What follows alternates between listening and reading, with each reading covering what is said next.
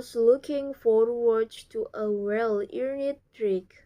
He was an incredibly hard worker. He was almost addicted to work. He got a kick out of meeting targets and exceeding them. He was a high achiever and proud of it. The only problem was that he was wearing himself into the ground. Not only that, but he was getting on this ice when it came to his relationship with his wife Jane. Jane was a pharmacist and worked retail hours. She realized her work and found great satisfaction in helping and advising people as much as she could. Of course, like any job, it came with its frustration, but overall, she enjoyed her work and the sociable working hours. Jane treasured her weekend doing exciting new things with her friends, and when he was free from work commitments, Joel. The difference between Joel and Diane was that Joel lived to work and Diane worked to live. For Diane, it was imperative that she enjoyed her free time. She didn't want to think about work when she wasn't there. In her opinions, life was about exploring, viewing herself, and experiencing joy in the little thing. Joy worked for a publishing company and felt under pressure to help the author he represented as much as he could. This meant long, tiring, arduous days on the telephone, its meetings, and squeezing its networking even across the city. Due to Joel's long, unsociable working hours, the amount of quality time he and Diane spent together was slowly diminishing. They were like shipping fishing in the night. Often when they did steal a moment together, they would talk about mundane things like the wishing, grocery shopping, or bills. The romance was fading before their very eyes. Jane and Joel met through friends and hit it off intensely. They shared similar hobbies and interests, and most importantly, they had the same subjective sense of humor. They met each other hall with laughter. The laughter had disappeared in recent months as work had consumed Joel's life. Jane had tried to speak to him about it, but he didn't see a problem. He wanted to succeed in his role so they could have defined things in life. But Jane wasn't interested in that.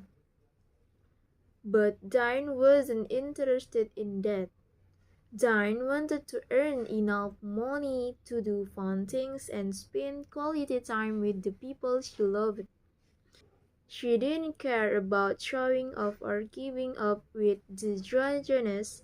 Diane was beginning to wonder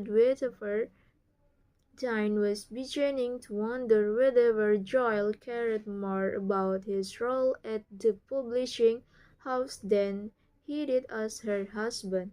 Diane felt as though she was fading into the background. She had become invisible. She missed their records longer, the way he made time for her, and the little things they do together. Joel missed spending time with Diane, too. He was so persuaded that he didn't realize how much he was away from home. He adored his work and felt like he was making a difference, but at what cost?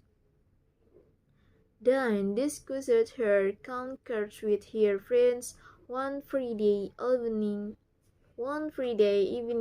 over curry and beer in the local pub. Her friends were a eclectic group of inspiring people she'd met over the years, and although they are all incredibly diverse They got on like a house on fire. They gave her a wide range of opinions and advice.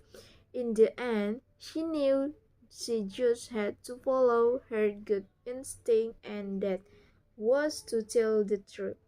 No matter, no matter how, no matter how confrontational, it was the right thing to do.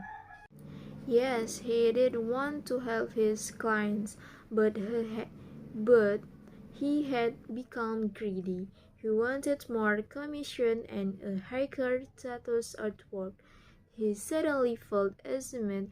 He, he had jumped on the hamster wheel of working life and forgotten some of his core values.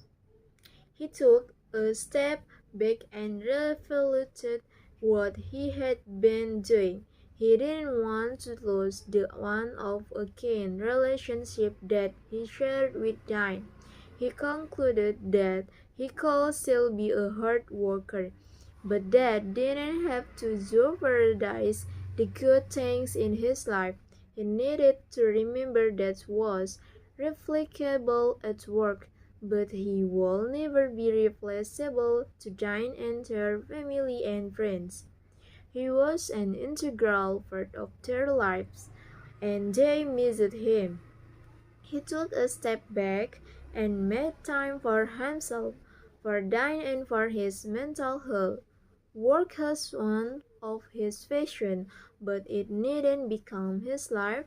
His life was his friends, family, and Diane, and he realized that it was high time he made them his priority again.